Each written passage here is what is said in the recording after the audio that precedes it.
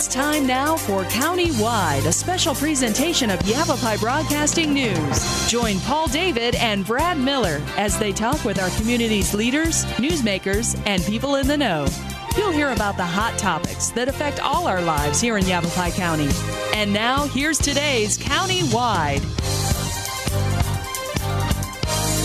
Welcome to Countywide. I'm Paul David. It is very good to have you in studio today. And our guest today, I'm really excited to have her back, too. She was here, I think, a couple months ago. We talked about peregrine falcons. Noelle Fletcher, wildlife biologist for Prescott National Forest, is here today. Welcome back. Thank you. I love it when you're here. Thank you. So do I. It's been such a long time since we had you. And then I got you in to talk about the peregrines, which was a lot of fun, learned a lot.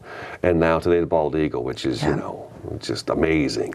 The bald eagle. I was so surprised when I first moved to Arizona that the bald eagle was such a big deal here in this state. You wouldn't think bald eagles. Not Arizona, because I think it's typically Alaska. Yeah, and up that's there, what I've always thought. And up there, they're a little more common, a little more numerous, and they're not as, they weren't on the endangered species list up there where they were here, and they're not anymore. But people just associate them with cold, the salmon, water.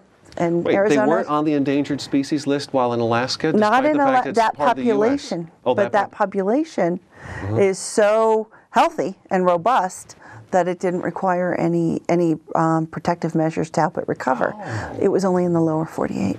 So I always thought that an endangered species, regardless of where it lived, means it's under that endangered species. You look at the listing will explain which populations and which parts of the range and the extent of the listing. I did not know that. I did not know that. Well, let's start with this one right here.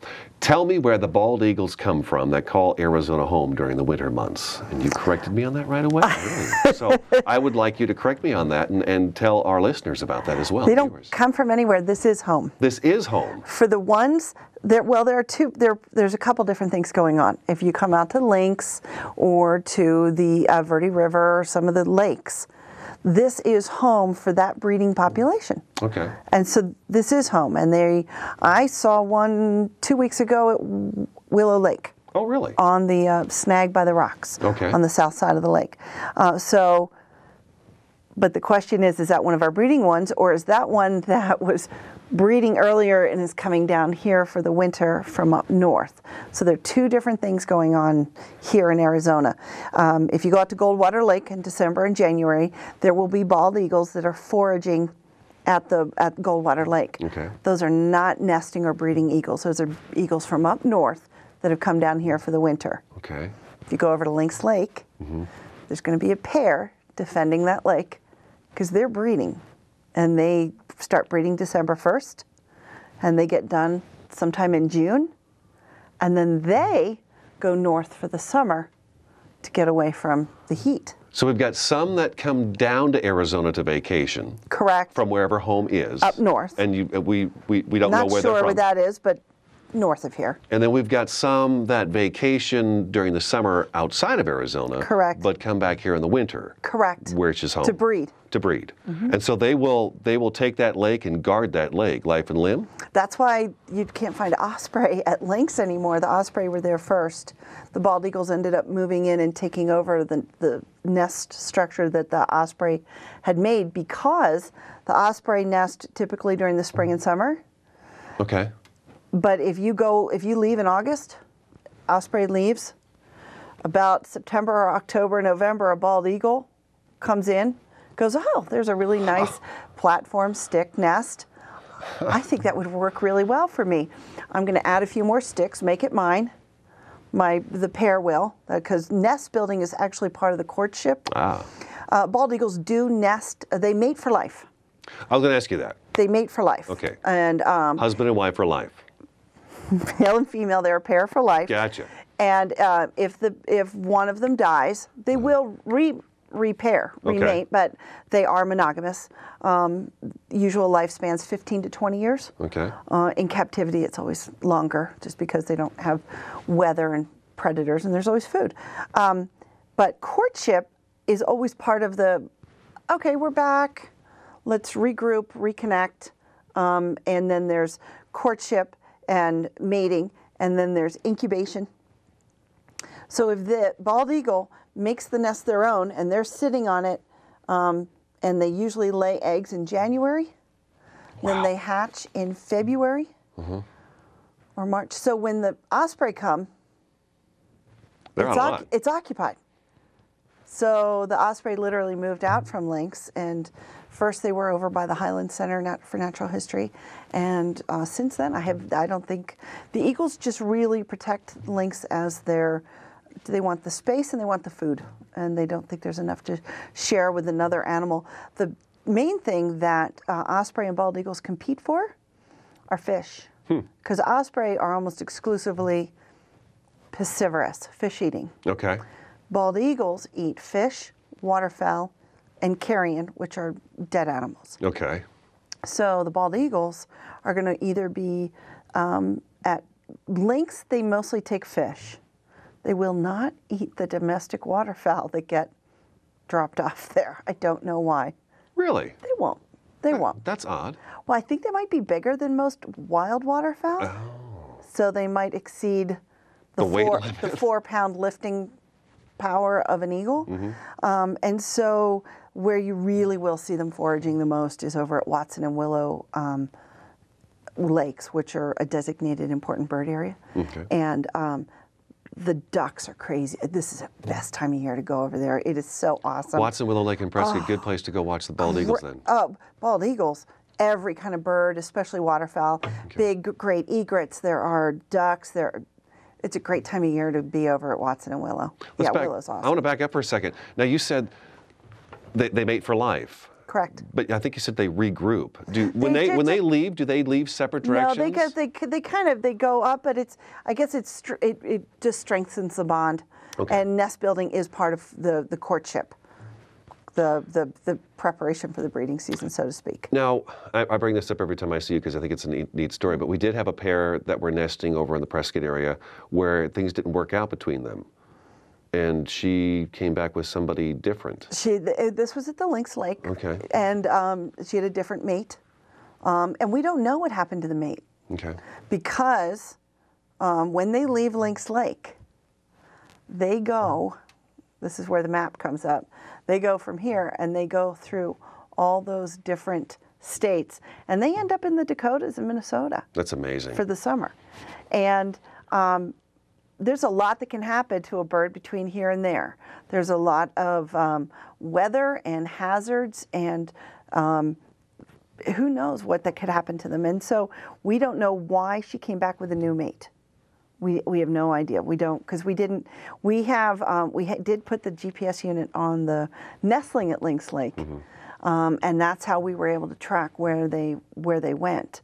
But we didn't have one on the adults. What is a feedback mechanism is when it is safe to climb up to the nestlings, they will band them and put a Fish and Wildlife Service band.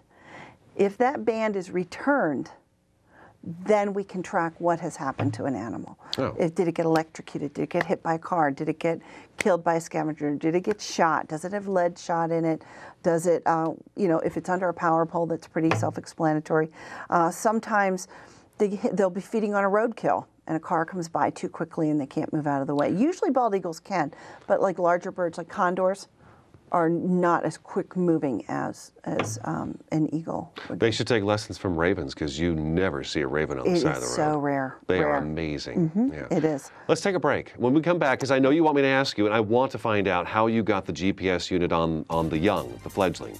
I want to know how that happened and how you tracked it and all that good stuff. So, okay, great. Countywide will be back in just a minute. Prescott National Forest wildlife biologist Noel Fletcher in studio today. I'm Paul David. This is Countywide. We'll be back in just a couple minutes. So, I'm kind of new here, but I've noticed a trend. My human does this funny thing where she goes around and gets all my toys, and then she hides them in that basket by the door. But it's always the same basket, and it's always in the same place. And then she acts so surprised when I find them, but, she's putting them in the same basket. Again. It's like, hello? That's where you put it last time. You were the worst at hide and go seek.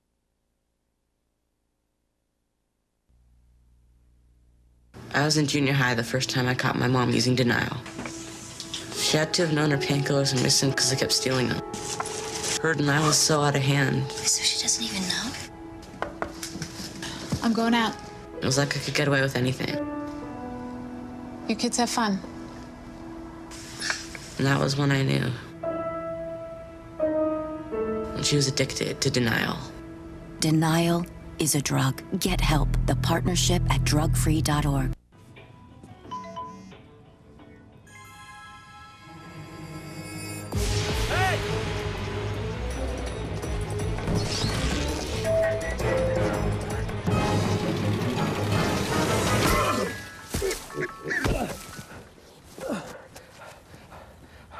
So, same time next week? Well, of course. Put away a few bucks, feel like $1 million. For free tips to help you save, go to Feed the Pig. Now, some action from the courts. Billie Jean King renewing her rivalry with Arthritis. First set, furious volley, and right to the net for a winner. Beautiful forehand there. Arthritis, stunned. And here, match point. Billie Jean with the ace, taking it in straight sets. Afterwards, a jubilant Billie Jean King. Tennis is a weapon for me with arthritis. There's nothing like it for me to hit a ball, run to the ball, anytime, any court. I'm ready. Let's go. What's your weapon against arthritis? Find out at fightarthritispain.org.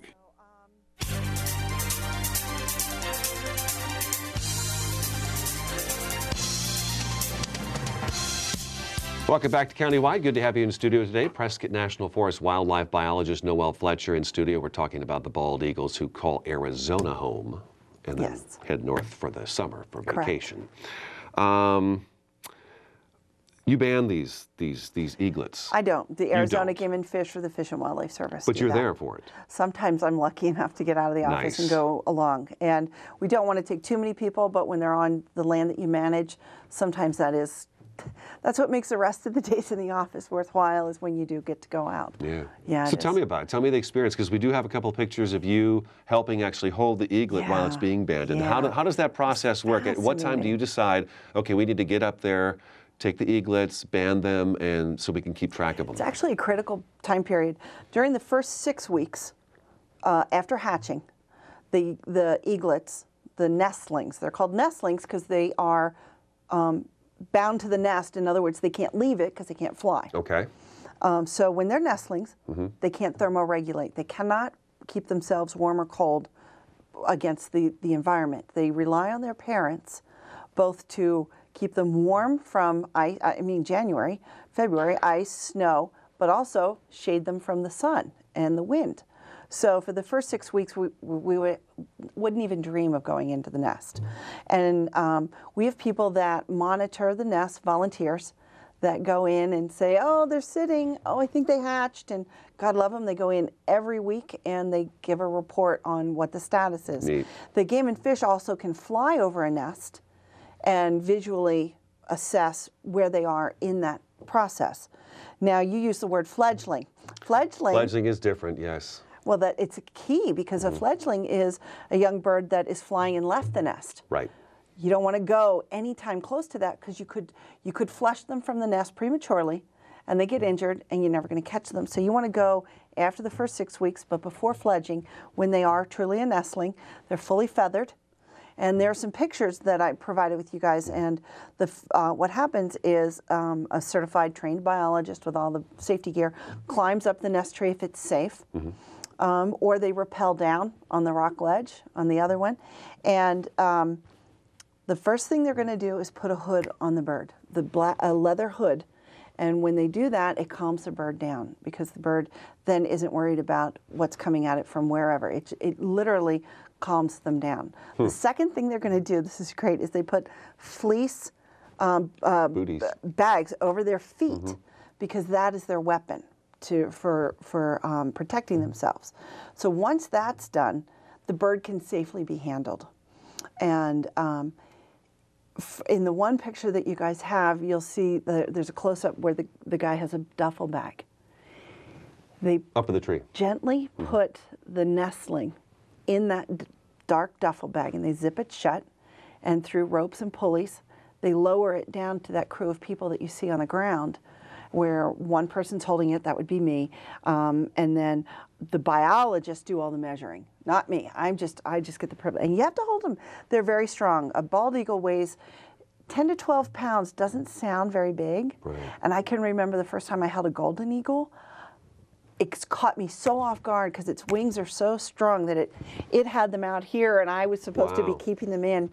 And so while we were taking measurements on the ground, the person up in the tree spent 20 minutes and collected a ball of monofilament this big from all the materials and the fish and the food and everything that had been brought back to the nest. What is so critical about that is that that monofilament is so deadly because it can create a noose, not around the neck, but around the foot. And if a nestling can't break the monofilament, which is made not to break, it's got the 20-pound test, and the material that it's tied to won't come out of the nest, it can be a death sentence for nestlings. So a lot of times at a boat launch, like at South Shore, you'll see the big white PVC monofilament recycling. Put that fishing line in there. Pick it up, throw it in your pocket, watch out for the hooks. And it's oftentimes they're Eagle Scout projects to put those in, maintain them, clean them out, but the Game and Fish are all about that. So anytime you can pick up some monofilament and get it off the ground and in your pocket and in the garbage or in the recycling is really, it's going to be an awesome thing. A lot of times it'll be in the fish that they catch, they'll bring it back, or in the sticks that they collect around the lake edge to build their nest. And so it just gets up there. And so they measure and weigh the nestlings, and they'll put a band on them. And that's when we put the GPS unit on, the Game and Fish. Where'd it go? They glue it on a feather on the back of the eagle, and it's so tiny that it does not interfere with flight and balance. And so we were able to track the nestling when it fledged with her parents. Her name is TC. TC. She was named TC for a recreation manager that used to be Tom Carney, passed away. Okay. And it was named after him. Nice. And so TC went, and you can track her. I think we have the map. Right, 2004, this map was done. Yeah, and it took her 3 weeks. That's it. 1,650 miles in 3 weeks. Because that GPS unit sent a signal where she was, and so they mapped her progress. So if we look at the map, she went through, for those who are listening on the radio, she went through Nevada, Colorado. No, Arizona, Utah. Colorado, Wyoming. She went through the corner of South Dakota up into North Dakota, shot down over to Minnesota, and back up to South Dakota, and that's where they lost signal. Now that could have happened through molting, through getting, the glue, but it's designed to come off with the molt because they molt. So it's not designed to be permanent. But it got some really valuable data for us on that map. That's quite a distance to travel. Yeah, it is. And her parents taught her to make that trip. And here's an interesting fact. They had an eaglet from California that the nest failed, and they were able to bring the egg over and put it in a Arizona nest. And because it was accessible, they were able to put a GPS unit. And the nestling from California made the same trip TC did because her parents and the Arizona bald eagles all make that similar trip. Wow. And so I think it was Roosevelt or Pleasant, a nestling made that same trip. I'll be darned. It's kind of cool. So, and what is a huge part of that whole thing is we may be doing the best we can here, and there are factors far beyond our boundaries, our world, our own little world that could be infecting them. And we've experienced that with the Swainson hawks that were dwindling here in the States.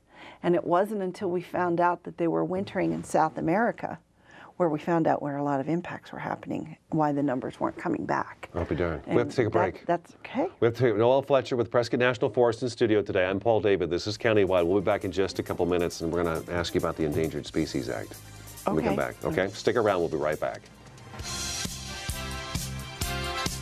Having a fire escape plan is very important to keep your family safe and together in the event of a fire. When you awake to the sound of a smoke detector and smoke in your room, don't stand straight up. Carefully roll off your bed and stay low under the smoke. If your door is shut, feel the door with the back of your hand. Slowly open the door if no heat is felt. Always stay low until you get to the outside of your home. Always have 2 ways out of your house and a specified meeting place somewhere outside your home. Home escape plans should be drawn up and rehearsed on a regular basis. This could be the difference between life and death if caught in a fire. Yes, ready, ready. Go get it.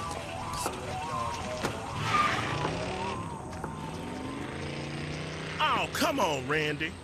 Animal shelter, here I come. And no, I'm not crazy or emotionally damaged. That's a stereotype. I just belong to a total loser. I'm a good dog. So if you want a pet, adopt. And if you see Randy, tell him he dropped his wallet.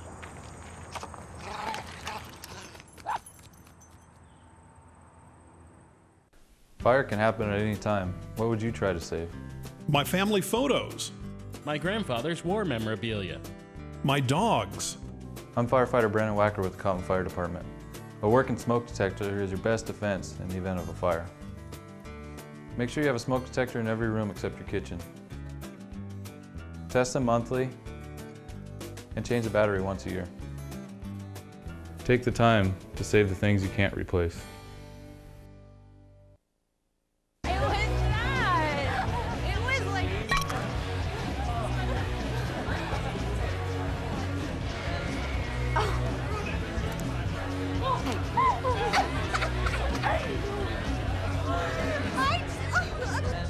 It's easy to tell if you've had way too many. But what if you've had just one too many? Buzz driving is drunk driving.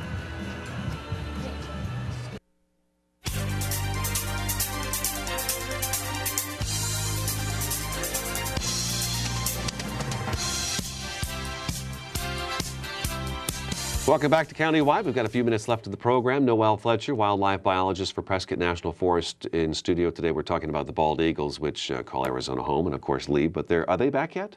Oh, yeah. They're back yet? Okay, Absolutely. they're back. Okay, but Yep. the closures and the protection areas, that hasn't started yet, does it? That doesn't start until December 1st. December 1st, We don't okay. need one at Lynx because the nest is not on the lake. We will assess whether or not we need them we'll put them up on the Verde and see if we need them or not.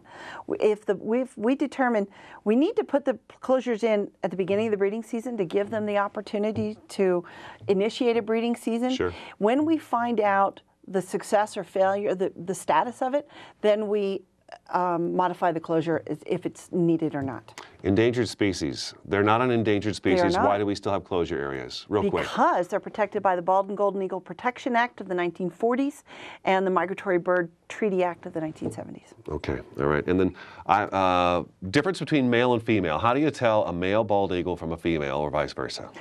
In hand, only through the biologist, you measure the width of their leg bone. Oh. And one is bigger and one is smaller, and there's no overlap in the size. Which one's bigger? The female. Why? Because she's got more work to do. So she can bring bigger food items back to the nest if anything happens to the male, and that way they don't compete for prey items. They have a broader prey base because they're different size. They can take different size species of food. Females typically bigger? Yes. In all animal raptors, kingdom? most raptors. Yeah. Raptors. Raptors. Birds of prey. Okay. It's called sexual dimorphism. The female's larger, so that if something happens to the male who does most of the foraging, when she brings something back, she can bring more. She can make fewer trips and bring more food back than having to get lots of little things.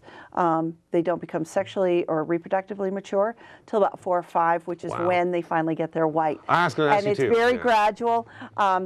Get your bird book out because it takes 4 to 5 years before they finally get the white head and the white tail. Before they're all grown up even? Yes, before they're even mature enough to be breeding. But then they live 15 to 20 years, so that's pretty good. Pretty good. Yeah, it is. You're awesome. I love it when you come in. Well, I just thank love you. learning all this kinds of stuff. I love talking about it, that's Noelle for sure. Fletcher, Prescott National Forest wildlife biologist, thanks for coming in. Thanks for having me. I'm Paul David. That's today's Countywide. We will talk to you again next time. This has been Countywide, a special presentation of Yavapai Broadcasting News. Listen in each Tuesday and Thursday as we tackle the hot topics and talk to the decision makers across Yavapai County.